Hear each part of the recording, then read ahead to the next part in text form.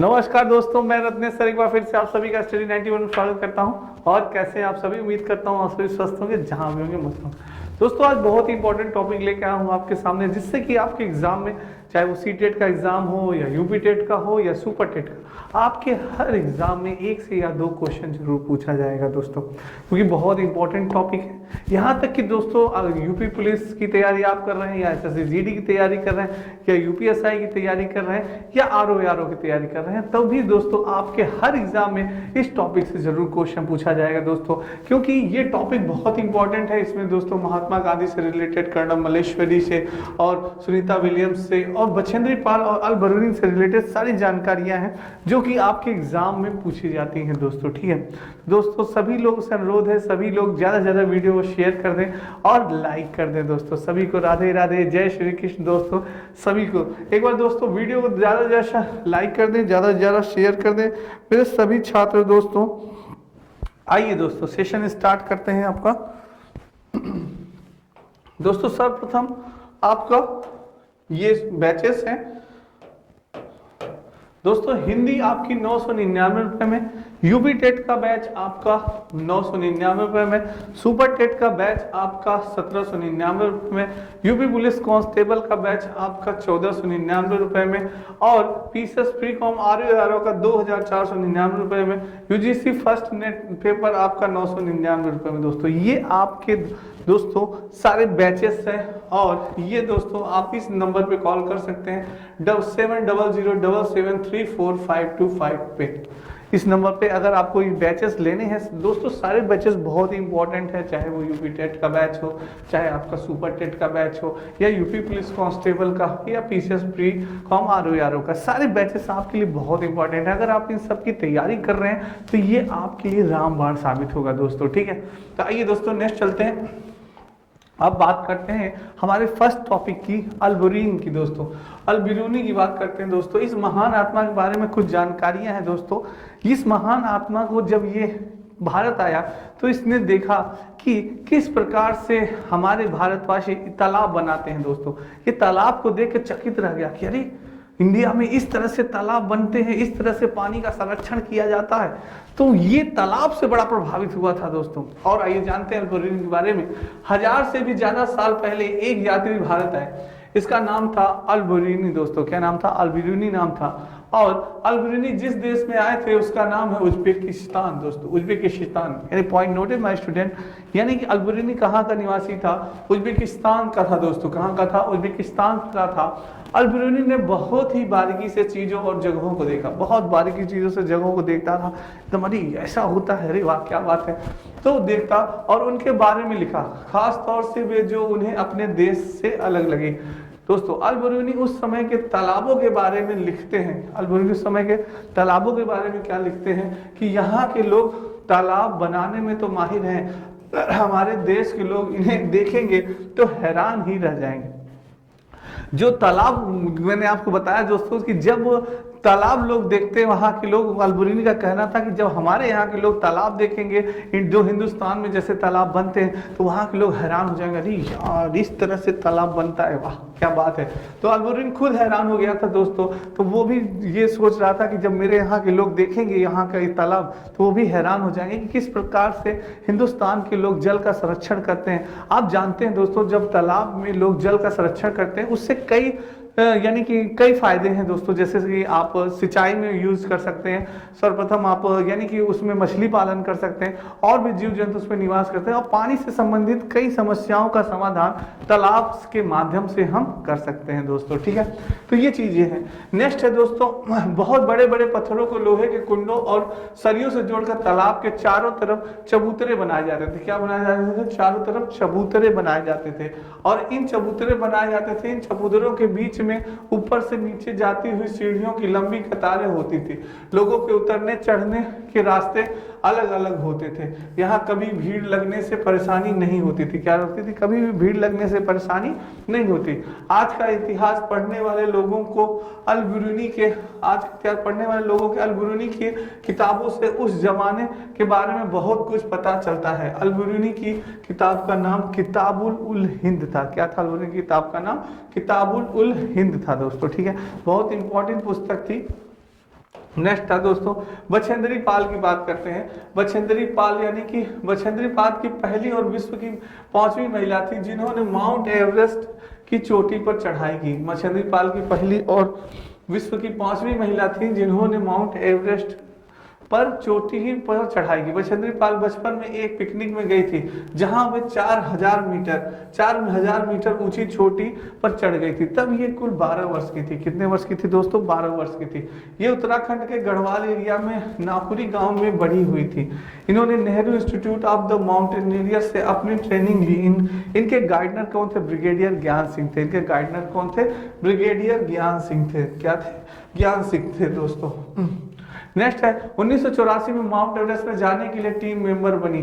23 मई दोपहर के 1:07 पर अपना पहला कदम 8848 मीटर ऊंची चोटी माउंट एवरेस्ट पर रखा। इनके साथ एक और मेंबर भी गई थी। ये एक साथ कदम नहीं रख पाए क्योंकि वहां जगह नहीं थी। तो पहले इन्होंने अपना कदम रखा और उसके बाद अपना सिर झुकाया, झंडा फहराया और तस्वीरें ली। और क्या ली? तस्वीरें ली दोस्तों। माउंट एवरेस्ट को नेपाल में सागर माथा भी कहा जाता था। माउंट एवरेस्ट को नेपाल में क्या कहा जाता था? सागर माथा कहा जाता था दोस्तों। क्या कहा जाता था? अब बात करते हैं दोस्तों पर्वतारोहण की। किसकी बात करेंगे? पर्वतारोहण की। अगर पर्वतारोहण की बात की जाए दोस्तों तो पर्वतारोहण एक खेल है। क्या है? एक खेल है, शौक या पेशा है जिससे पर्वत पर चलना, लंबी पदयात्रा या उन पर चढ़ाई आदि शामिल चट्टान पर 90 डिग्री का कोण बनाते हुए चला जाता है दोस्तों। पर्वतारोहण में होने वाली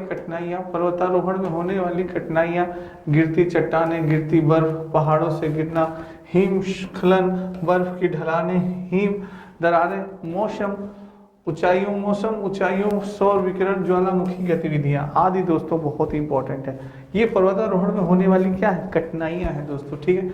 नेक्स्ट दोस्तों कहते हैं अपनी हिंदी मात्र 299 रुपए में, आपका वीडियो का बैच 199 रुपए में, पेट कॉम्बो आपका 350 रुपीज में, पेट बुक आपकी 300 रुपीज में, आर की बुक आपकी दोस्तों 175 में, लेखपाल कॉम्बो आपकी 300 रुपीज में। फ्री डिलीवरी है दोस्तों, कोई भी चार्ज आपको नहीं देना है। और आप इस नंबर पे कॉल कर सकते हैं 7007734525 पे आप कॉल कर सकते हैं दोस्तों। ठीक है। नेक्स्ट दोस्तों पर्वतारोहण में काम आने वाला औजार दोस्तों ऑक्सीजन सिलेंडर, कील वाले जूते, कुल्हाड़ी, नायलॉन की मजबूत रस्सी, चाकू, दूरबीन, पोर्टबेल, कैंपिंग तंबू, आइस ग्लासेस और हेलमेट, मजबूत नायलॉन बेल्ट दोस्तों। बर्फ तोड़ने के लिए एक तरह का खास हथौड़ा आइस एक्स दोस्तों, ये बहुत ही इंपॉर्टेंट होता है। ये आपके पर्वतारोहण में बहुत ही काम आता है दोस्तों। क्या? ऑक्सीजन का सिलेंडर, क्योंकि दोस्तों जब आप ऊंचाई पे चढ़ते हैं तो आपको ऑक्सीजन की कमी लगने लगती है दोस्तों, तो वहाँ पे आपका ऑक्सीजन सिलेंडर काम आता है। उसके बाद कील वाले जूते दोस्तों, कुल्हाड़ी, नायलॉन की मजबूत रस्सी, चाकू, दूरबीन, पोर्टबेल, कैंपिंग तंबू, आइस ग्लासेस और हेलमेट, मजबूत नायलॉन बेल्ट, बर्फ तोड़ने के लिए एक तरह का खास हथौड़ा आइस है। ये सब दोस्तों बहुत ही इंपॉर्टेंट होता है आपके लिए जब आप कभी पर्वतारोहण कर रहे हैं, जब आप पर चढ़ाई चढ़ रहे हैं दोस्तों, तो ये चीज़ है। पर्वतारोहण में एक ग्रुप लीडर की भूमिका क्या होती है दोस्तों? बाकी लोगों का सामना उठाने में मदद करना दोस्तों। नेक्स्ट है पूरे ग्रुप के आगे बढ़ जाने पर ही आगे बढ़ना दोस्तों। जो चल ना पाए उसे हाथ पकड़ कर चढ़ाना दोस्तों। रुकने के लिए जगह ढूंढना दोस्तों। साथी के बीमार पड़ने पर उसका ध्यान रखना दोस्तों। सबके खाने पीने का इंतजाम देखना दोस्तों। ठीक है। संतोष यादव 20 वर्ष की आयु में माउंट एवरेस्ट पर चढ़ने वाली कम उम्र की प्रथम महिला थी दोस्तों। क्या थी? प्रथम महिला थी दोस्तों। क्या थी? प्रथम महिला थी। सबसे संतोष 20 वर्ष की सबसे कम उम्र की दोस्तों, सबसे कम उम्र की आयु में माउंट एवरेस्ट पर चढ़ने वाली कम उम्र की प्रथम महिला थी। क्यों थी? आपकी संतोष यादव। ठीक है। नेक्स्ट है दोस्तों सुनीता विलियम्स की बात की जाए दोस्तों तो सुनीता विलियम ये अंतरिक्ष में जाने वाली भारतीय मूल दूसरी महिला है।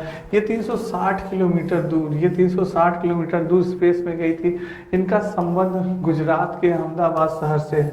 इन्होंने 195 दिनों तक अंतरिक्ष में रहने का विश्व रिकॉर्ड स्थापित किया था दोस्तों। जून 1998 में अमेरिकी अंतरिक्ष एजेंसी नासा में चयन हुआ। 2008 में इन्हें विज्ञान एवं अभियांत्रिक में भारत सरकार द्वारा पद्म भूषण से सम्मानित किया गया दोस्तों। 16 अप्रैल 2007 को अंतरिक्ष में मैराथन दौड़ाकर ऐसा करने वाली विश्व की यह पहली महिला थी दोस्तों। क्या हुई? पहली महिला बनी दोस्तों, विश्व की पहली महिला बनी दोस्तों। ठीक है। सुनीता विलियम्स के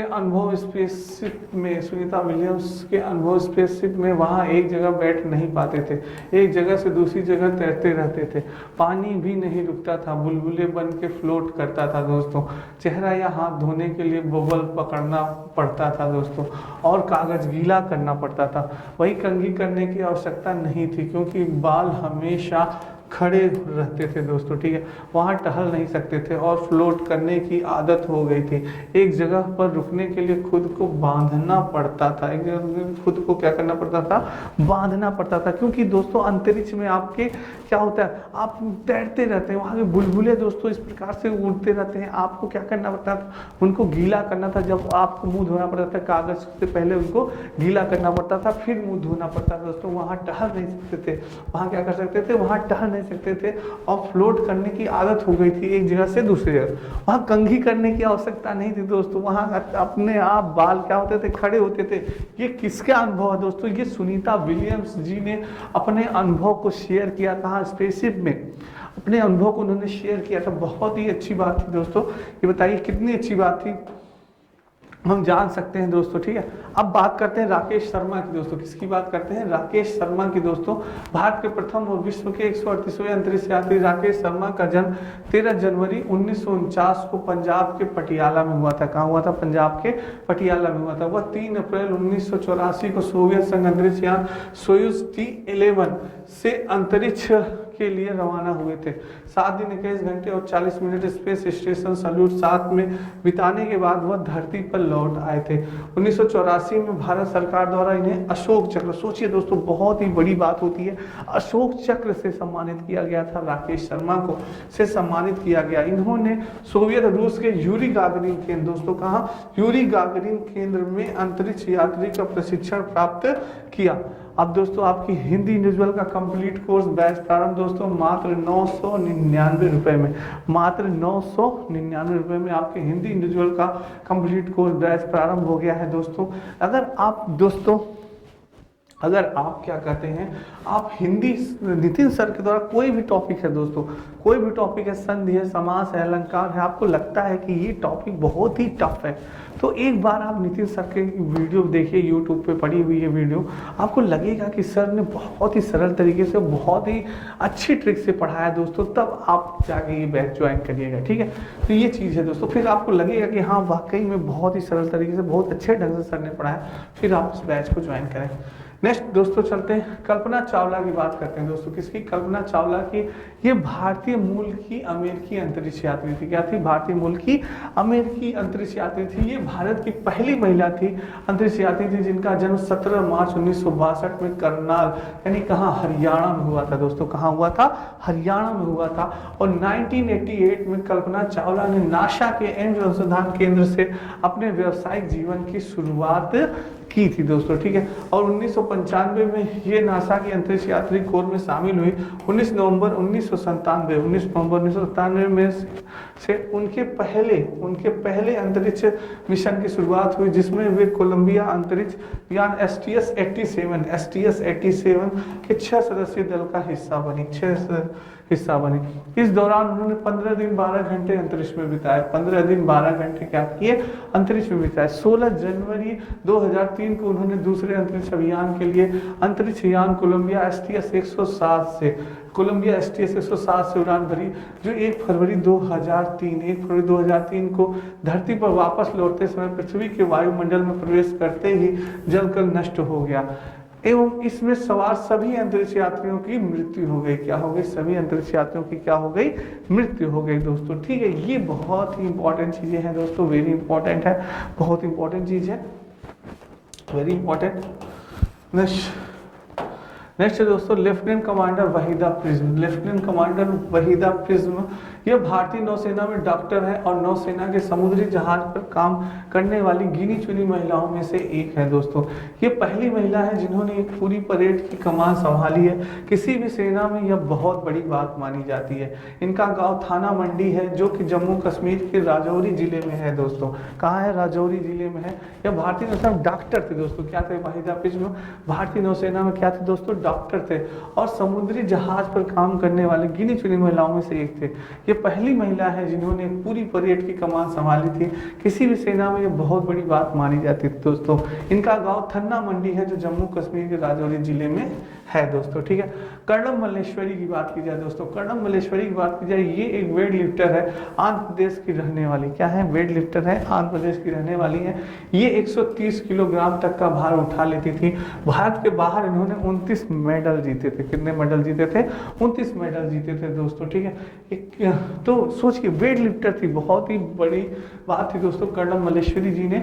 ये यानी कि दोस्तों यानी कि आंध्र प्रदेश की रहने वाली थी और ये बचपन से ही कहा जाता था दोस्तों, बताते हैं इनकी स्टोरी कि कर्णम मल्लेश्वरी जी बचपन से ही वेट उठाती थी दोस्तों।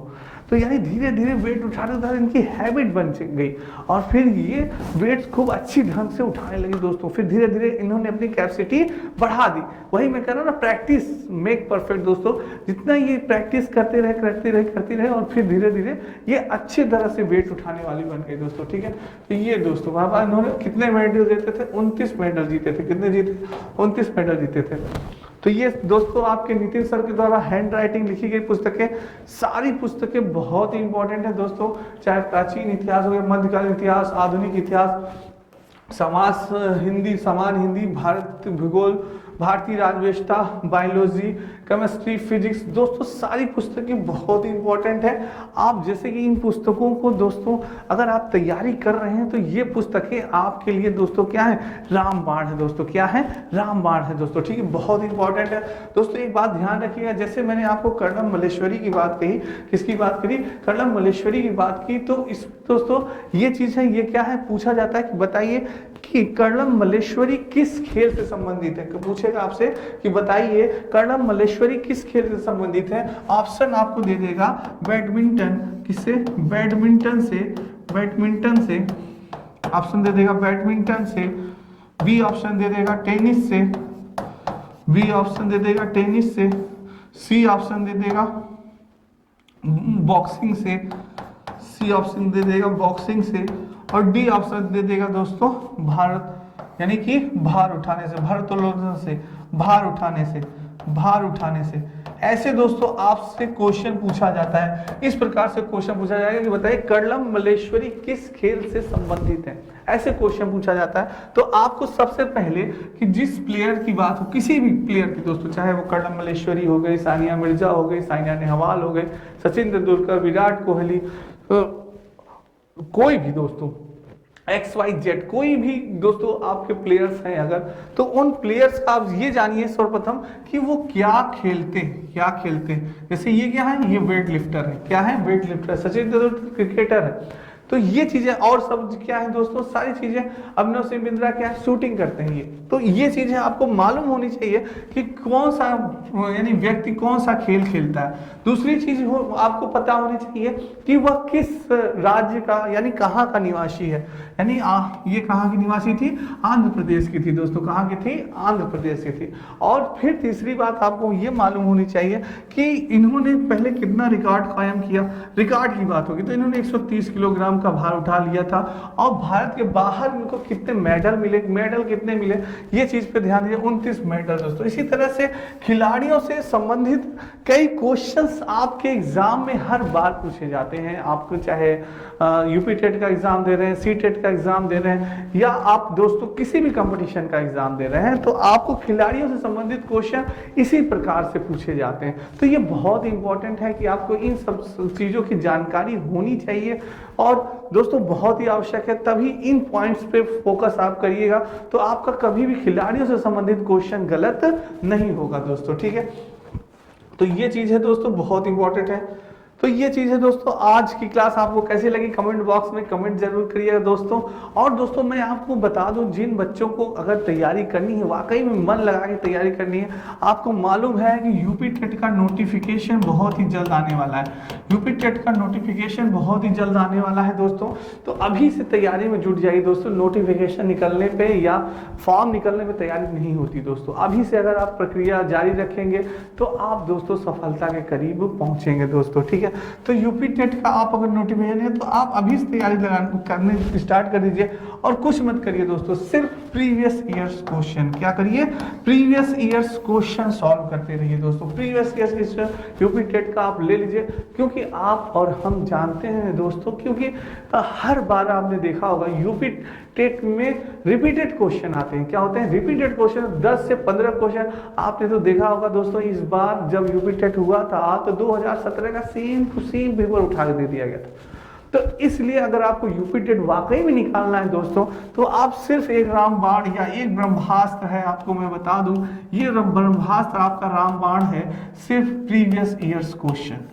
जितना ज़्यादा से ज़्यादा हो सके दोस्तों प्रीवियस ईयर्स क्वेश्चन लगाते चलिए, मेरी क्लास देखते चलिए दोस्तों। बहुत ही सरल आसान है। सीडीपी की क्लास आपकी 6 बजे चलती है। सीडीपी की क्लास आपकी 6 बजे, शाम 6 बजे चलती है दोस्तों, 6 PM। तो इस शाम 6 बजे आप ये सीडीपी की क्लास देख लीजिए दोस्तों, ईवीएस की क्लास देखिए, बाकी थोड़ा सा मैथ और आप उस पर ध्यान दे दीजिए, बस आपका यूपी टेट का काम हो जाएगा दोस्तों। और प्रीवियस ईयर्स क्वेश्चन डेली, एक प्रीवियस ईयर्स क्वेश्चन डेली आप लगाते रहिए दोस्तों, बस आपका काम हो जाएगा।